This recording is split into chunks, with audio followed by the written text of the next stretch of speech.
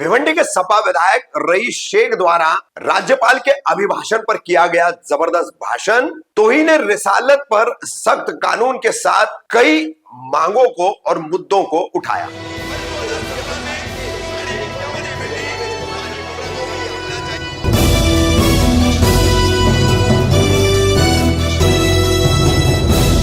मैं रफीक कामदार हिंदुस्तानी रिपोर्टर में आपका स्वागत है। आपका चुनावा नुमाइंदा अगर पढ़ा लिखा हो और बोलने वाला हो तो वो क्या नहीं कर सकता, किस तरह से वो फिर सदन में अपनी और अपने लोगों की आवाज रखता है। इसका अगर एक बहुत ही उम्दा और अच्छा उदाहरण देखना है तो महाराष्ट्र का फिलहाल विधानसभा का नागपुर में शीतकालीन सत्र चल रहा है। राज्यपाल के अभिभाषण के बाद उस पर जो विधायकों द्वारा, विभिन्न दलों के सत्ताधारी विपक्ष आदि दलों के विधायकों द्वारा जो प्रतिभाषण किया जाता है, उस भाषण में यह झलक दिखाई है भिवंडी के समाजवादी पार्टी के फिर एक बार विधायक चुने गए रईस शेख ने। रईस शेख ने यहां पर अंत में वो मुद्दा उठाया है नामूस रिसालत का, तौहीन रिसालत पर।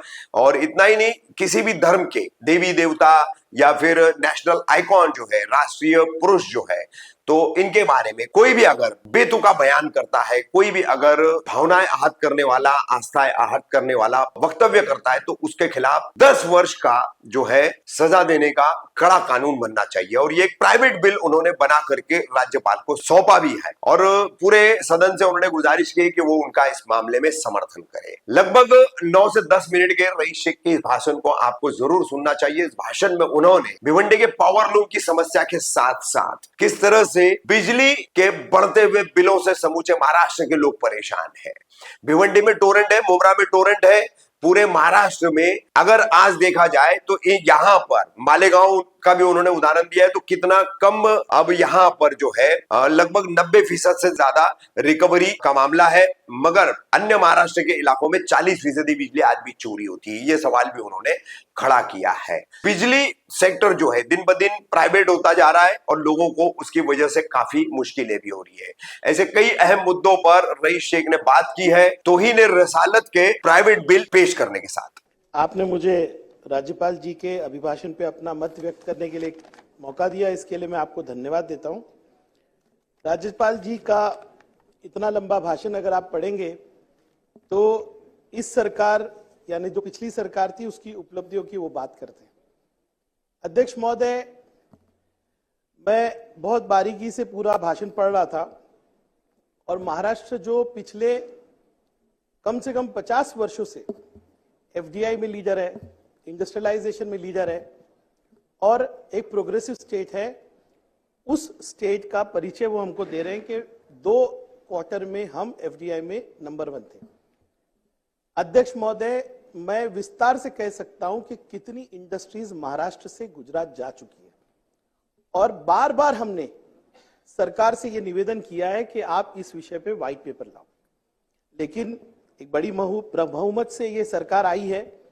मैं उस विवाद में नहीं पड़ना चाहता, लेकिन अब जो लक्ष्य आपने रखा है कि आप $1 ट्रिलियन की इकोनॉमी 27 या 28 में बनाने वाले हो, इसमें हमारा पूरा सहयोग रहेगा। लेकिन आप पूरे भाषण में देखेंगे तो महाराष्ट्र के छोटे उद्योग, महाराष्ट्र की स्मॉल स्केल इंडस्ट्रीज, हमारी पावरलूम इंडस्ट्री, इसका कोई उल्लेख नहीं है। मैं पूछना चाहता हूं कि इस भाषण में गुजरात का कितना असर है। मैं ये क्यों कह रहा हूं? क्योंकि वो पावरलूम इंडस्ट्री, वो टेक्सटाइल इंडस्ट्री जो एग्रीकल्चर के बाद सबसे बड़ी इंडस्ट्री है, उसका कोई उल्लेख नहीं। अगर उल्लेख भी है तो मॉडर्न इंडस्ट्रीज का है।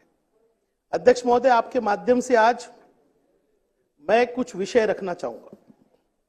अध्यक्ष महोदय, पावरलूम इंडस्ट्री लगभग 30 लाख लोगों को महाराष्ट्र में जो है रोजगार देती है और ये वो इंडस्ट्री है जो सीधे सीधे रोजगार से जुड़ी हुई है। ऐसी कोई इंडस्ट्री नहीं हाईटेक। मैंने देखा कि आपकी इनकी सरकार जो है एंकर इंडस्ट्रीज बता रही है, हाईटेक इंडस्ट्रीज बता रही, जो आई नहीं यहां पर, जो गुजरात गई और ये रिकॉर्ड पे। पावरलूम इंडस्ट्री के ऊपर पता नहीं क्यों इतना अत्याचार है कि इनकी टेक्सटाइल पॉलिसी में भी एक वर्ड पावरलूम के बारे में नहीं है। अध्यक्ष महोदय, मैं फिर भी चंद्रकांत पाटिल साहब यहां नहीं है पर उनका धन्यवाद करूंगा कि पिछली बार मैंने जब तारांकित प्रश्न लिया था तो उन्होंने पावर लूम के लिए आमदारों की एक कमेटी बनाई थी, जिसके अध्यक्ष हमारे सम्मान्य दादा भूसे साहब यहाँ है कि नहीं पता नहीं। और बड़ी लड़ाई के बाद हमको सब्सिडी मिली। वो सब्सिडी जो वारंवार सरकारों ने अलग अलग प्लेटफॉर्म पे इंक्लूडिंग सभागृह में उन्होंने वादा किया था, बड़ा झगड़ा करके, लेकिन इसमें चंद्रकांत पाटिल जी का बहुत बड़ा योगदान है। सब्सिडी मिली, पावर सब्सिडी मिली, लेकिन इस पावर सब्सिडी के बाद नॉन पावर सब्सिडी लेने के लिए हमारे लोगों को जूते घसने पड़ते हैं। अध्यक्ष महोदय, मैं आपके माध्यम से आज महाराष्ट्र के वो छोटे रोजगार करने वाले लोग, वो छोटी छोटी फैक्ट्रियां जो 20-25 लोगों को एम्प्लॉय करती है, उनकी आवाज बन के खड़ा हुआ हूं। और मैं कहूंगा कि आने वाले दिनों में छोटे रोजगारों के बारे में ये सरकार सोचे। बड़े बड़े गुजरात के उद्योगपति तो हमारे यहाँ के मुंबई की आधी लैंड ले लेते हैं, बड़े बड़े उद्योग लगा लेते हैं, लेकिन हमारे जो छोटे उद्योग वाले हैं उनके बारे में सरकार को सोचना चाहिए। अध्यक्ष महोदय, पावर जो है महाराष्ट्र में सबसे एक्सपेंसिव है, और ये बात सही है कि मैं बहुत गौर से भाषण सुन रहा था एक मेरे साथी का, उन्होंने बहुत अच्छे से सरकार के वो सारी योजनाओं को बताया कि जिसकी वजह से लोगों के जेब में पैसा गया और इसका फायदा महायुति को मिला। लेकिन एक आवाज जो सबसे ज्यादा उठ रही है वो ये है कि पावर महाराष्ट्र में सबसे ज्यादा एक्सपेंसिव है। क्यों है, इसका आंसर सरकार ही देख सकती है। अभी कुछ दिन पहले अदानी से एक बड़ा कॉन्ट्रैक्ट हुआ है 25 साल का, मुझे डर है कि पावर और एक्सपेंसिव हो जाएगा। लेकिन राणे साहब, जब पावर एक्सपेंसिव होता है ना तो उसके लिए पैसा भरती है आम जनता, और आज पूरे महाराष्ट्र से एक आवाज उठ रही है कि आप कम से कम 200 यूनिट जो है पावर मुफ्त कीजिए, और जो इंडस्ट्रीज मर रही है उन इंडस्ट्रीज के लिए पावर को सस्ता कीजिए। अध्यक्ष महोदय, ये आवाज जनता की है। आप हमारे भिवंडी शहर में आएंगे अध्यक्ष महोदय, मैंने सम्मान्य देवेंद्र फडणवीस जी को बहुत कैलकुलेशन बताया। भिवंडी शहर में प्राइवेटाइजेशन है पावर डिस्ट्रीब्यूशन, और 3 ही जगह अध्यक्ष महोदय, भिवंडी, मुमरा और मालेगांव। अब राणे साहब बताइए, ये 3 शहरों में क्या कॉमन है? प्राइवेटाइजेशन सिर्फ 3 शहरों में क्यों है? अब आप कहेंगे कि अरे ये तो हमारी नीति है, ये तीनों शहरों में माइनॉरिटी रहते हैं।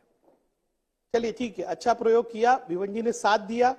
आज भिवंडी में पावर रिकवरी जो है 93% है, और 7% जो चोरी दिखाई जाती है वो भी एनर्जी लॉस है। लेकिन रेस्ट ऑफ महाराष्ट्र में 40% बिजली की चोरी होती है। जब एमएससीडीसीएल हमको बिल करता है, पूरे महाराष्ट्र में जो चोरी होती है ना, उसका जो चार्जेस है, जिसको कहते हैं फ्यूल एडजस्टमेंट चार्जेस, हमसे रिकवर करता है अध्यक्ष।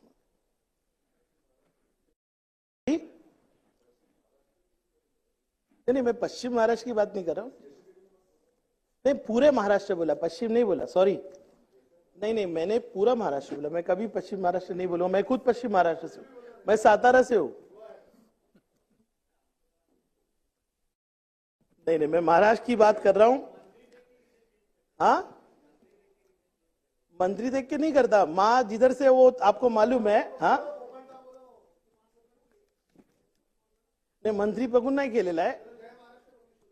जय महाराष्ट्र बोल के दिन शुरू करता हूं। राम कदम जी, वहां तक मत जाओ ना अभी। नहीं, आप चाहते हो कि सरकार को ठोकू नहीं मैं। अध्यक्ष महोदय, इस तरह से बैठ के अभी आप मंत्री होने वाले हो यार, अभी तो मत बोलो नीचे से। एक जगह खाली है अभी भी।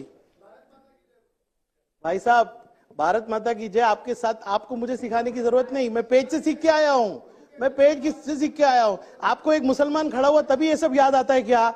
एक मुसलमान खड़ा हुआ तब ये सब याद आता है क्या? ये गलत बात है। बोलने दीजिए, भाषण करने दीजिए, आपको इसमें से कुछ काम की चीजें मिलेगी। मैं बताया आपको, मंत्री की एक जगह और खाली है, आपको बहुत अभी।